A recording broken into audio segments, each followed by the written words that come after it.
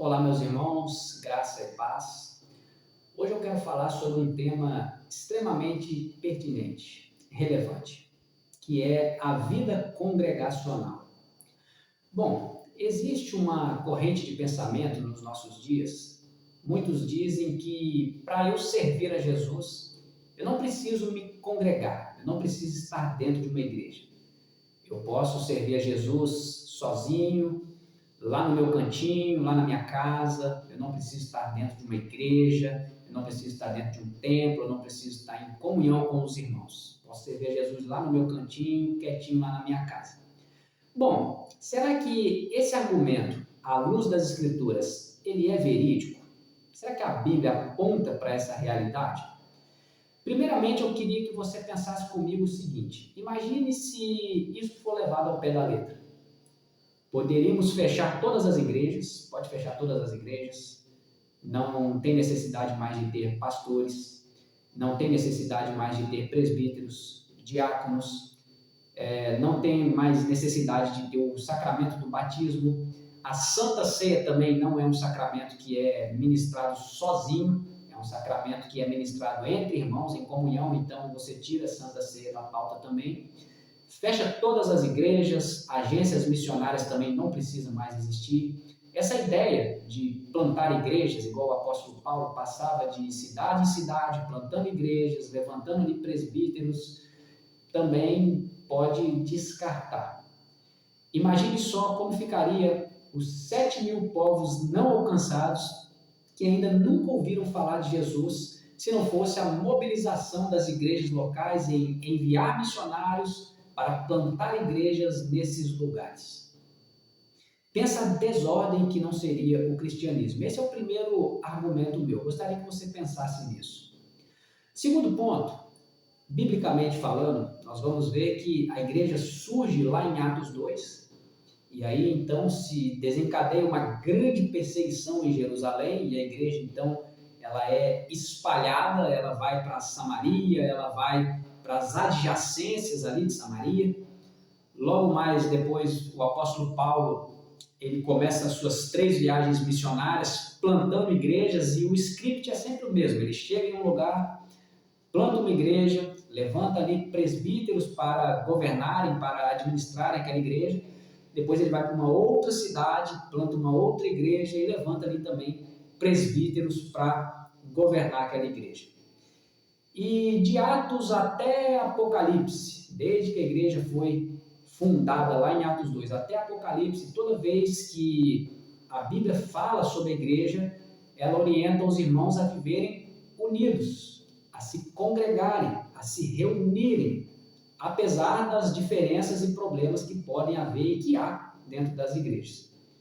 O autor aos Hebreus, ele chega a dizer no capítulo 10, versículo 25, não deixemos de congregar, como é costume de alguns. Então veja, lá naquele tempo em que a carta aos Hebreus foi escrita, já havia pessoas com esse pensamento. Para servir a Jesus não precisa estar lá dentro da igreja, eu posso servir quietinho aqui na minha casa, sem ter compromisso com uma igreja. E o autor aos Hebreus está dizendo que não deixemos de congregar, antes façamos admoestações, tanto mais quanto vede que o dia, se referindo ao dia da volta de Cristo, que o dia se aproxima. E o melhor exemplo disso se encontra aqui na igreja em Corinto. Quando Paulo escreve para a igreja em Corinto, e essa igreja em Corinto era uma igreja muito problemática, extremamente problemática. Para os irmãos terem uma ideia, a igreja em Corinto havia imoralidade a tal ponto do filho se deitar com a mulher do próprio pai, o filho se deitar com a madrasta. Litígio entre irmãos dentro da própria igreja. Irmãos de uma igreja que processavam outros irmãos dessa mesma igreja. Irmãos processando irmãos. Havia também problemas ali com a ordem dos cultos. Os cultos na igreja de Corinto eram uma desordem. Havia problemas no tocante à Santa Ceia. A Santa Ceia, os ricos chegavam primeiro, comiam tudo, e depois os pobres chegavam e não tinham nada o que comer. Havia ali também problemas de heresia. Alguns diziam que não havia ressurreição, era uma heresia perniciosa que colocava em xeque o cristianismo, porque a ressurreição é uma doutrina fundamental do cristianismo. Havia ali também partidarismo. Pessoas diziam: eu sou de Paulo, eu sou de Apolo, eu sou de Pedro, eu sou de Cristo. E mesmo em meio a tantos problemas, se essa tese do desigrejamento, do isolacionismo, se fosse verdade que para servir a Jesus eu não preciso estar dentro de uma igreja, eu posso servir quietinho lá dentro da minha casa, sozinho mesmo, se isso fosse verdade, talvez Paulo escreveria aos Coríntios dizendo: bom, tem muita coisa errada nessa igreja, tem muito problema. Faz o seguinte, cada um vai para a sua casa, o importante é o seu coração com Jesus, não precisa se congregar, não precisa se reunir.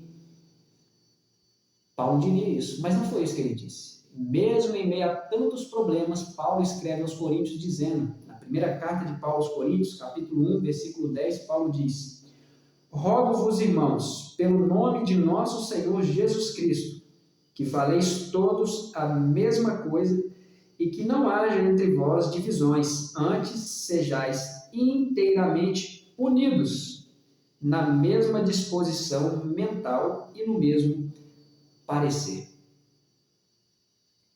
Se Paulo pensasse como pensa o movimento dos desigrejados no dia de hoje, ele não escreveria isso.